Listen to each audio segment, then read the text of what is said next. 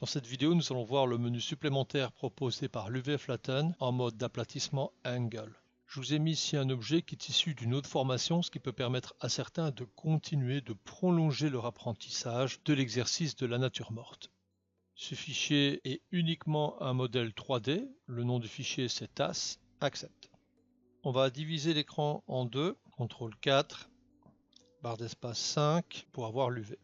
On va agrandir la vue perspective, il suffit de cliquer dedans, barre d'espace B.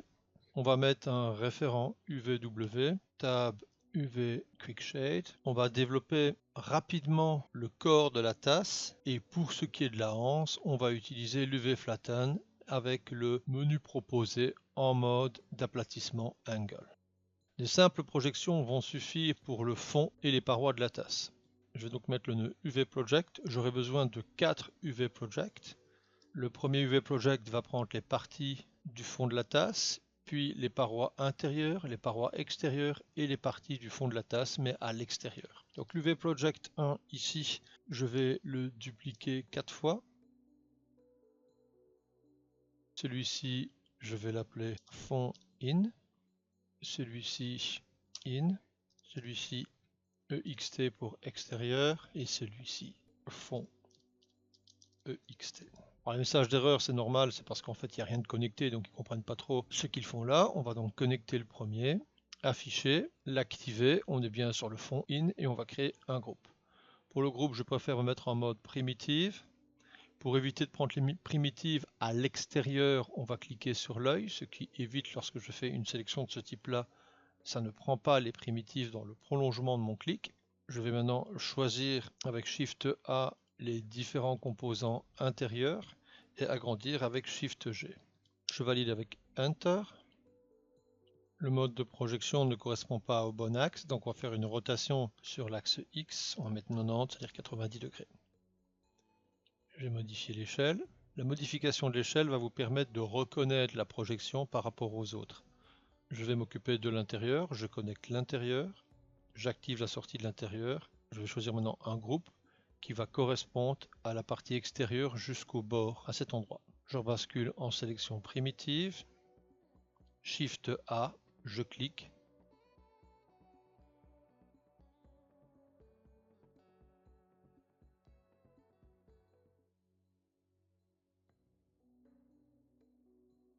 Et toujours avec Shift A, je prends une série. Une fois que ma sélection est faite, je fais Enter. Et dans ce cas-ci, je choisis un mode cylindrique. Je vais maintenant m'occuper du fond. Je connecte le nœud fond. Je clique dessus pour accéder à ces paramètres et j'affiche la sortie du fond. Dans ce cas-ci, je me mets sous la tasse et je personnalise le groupe en sélection primitive. Toujours pareil, Shift A et Shift G pour agrandir. Enter pour valider. Le mode orthographique, rotation 90 degrés.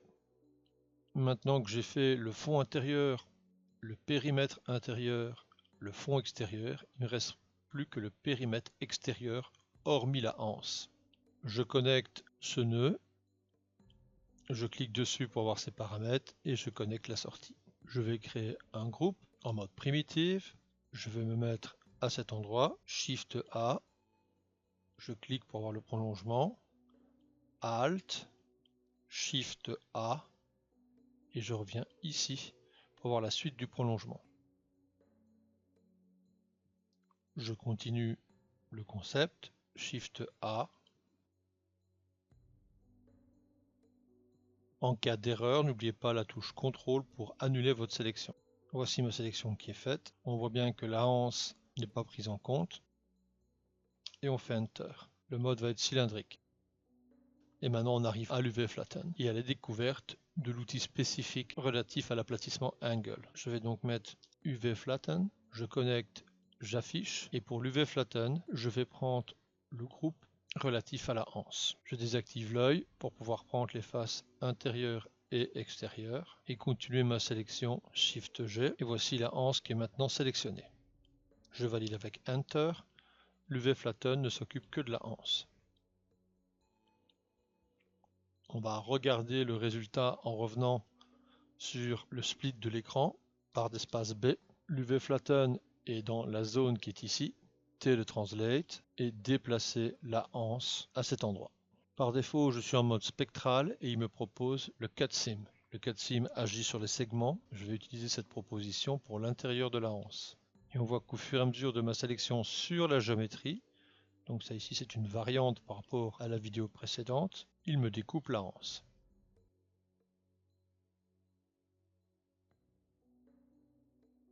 Je peux maintenant faire un repack. L'aplatissement utilise le mode spectral et comme promis Angle. Lorsque je vais basculer en Angle, vous allez voir qu'il y a un nouveau menu qui va venir ici.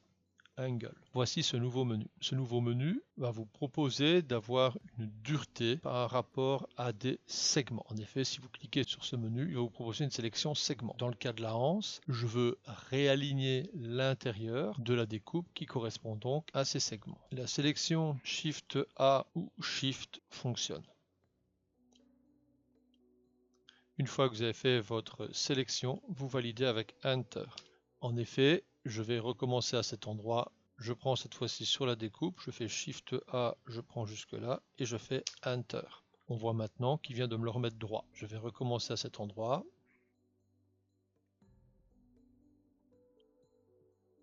Enter. Voici maintenant mes projections horizontales qui sont linéaires. UV Flatten a le groupe qui est ici. Je vais prendre note du groupe en faisant CTRL A, CTRL C. Je vais mettre un UV Transform. J'affiche l'UV Transform.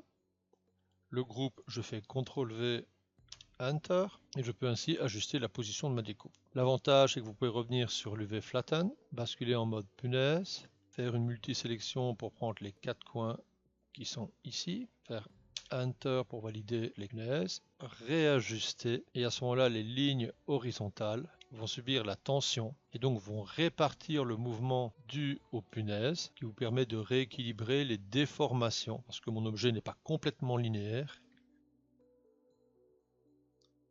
Maintenant pour plus de facilité, je vais dégager les parties les plus grandes. On va prendre par exemple la partie In qui est projetée ici.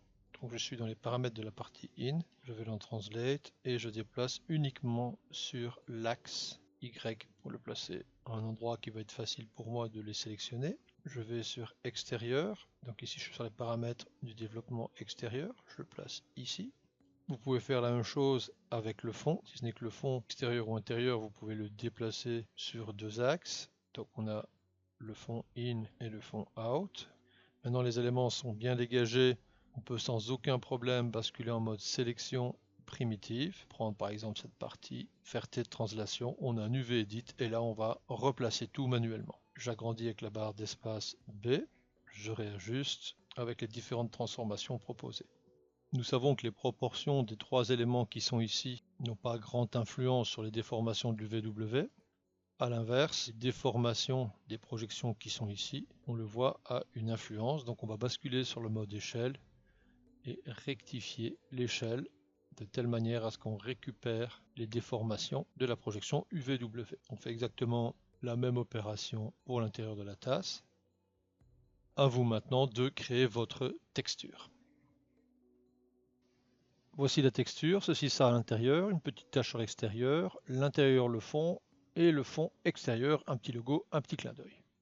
Dans Houdini, on va donc mettre un nœud Material et on va subdiviser notre géométrie, donc Tab, Subdivide. On va dans Matériaux Palette, on crée un shader de base. Ce shader de base dans la surface, on va mettre une surface blanche. Et dans sa texture, Use Texture, on va charger la texture. La texture ici, je l'ai appelée tâche. Il est évident que je ne l'ai pas mis dans le support de cours, étant donné que ça va dépendre du type de développement que vous allez faire. Accept. Je retourne au niveau du nœud matériaux. Et dans matériaux, je vais cliquer sur cette icône, développer matériaux, prendre le matériau que je viens de faire, accept.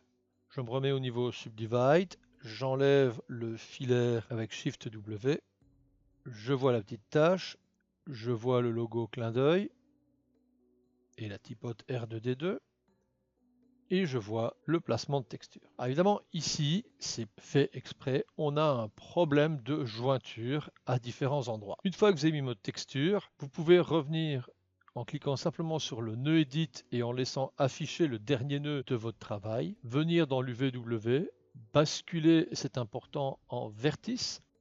Une fois que vous êtes en mode vertice, on va ajouter dans le background l'image utilisée. Je vais prendre les vertices qui sont ici. Comme je suis dans UV Edit, je peux appuyer sur T et j'ajuste la coordonnée de texture par rapport à la texture. Je vais faire pareil de l'autre côté pour être raccord. Je vérifie si j'ai pas les mêmes soucis vers le bas. Et de fait, comme ça, je suis un peu plus raccord avec la partie du bas.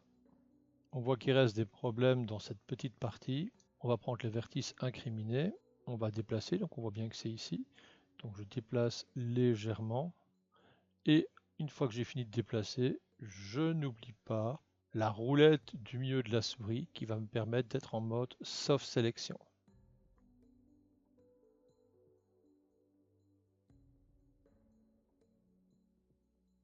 Pour rappel, on remarque que la subdivision va aider à la qualité du maillage que l'on voit avec Shift W, mais globalement ne perturbe pas la projection UVW.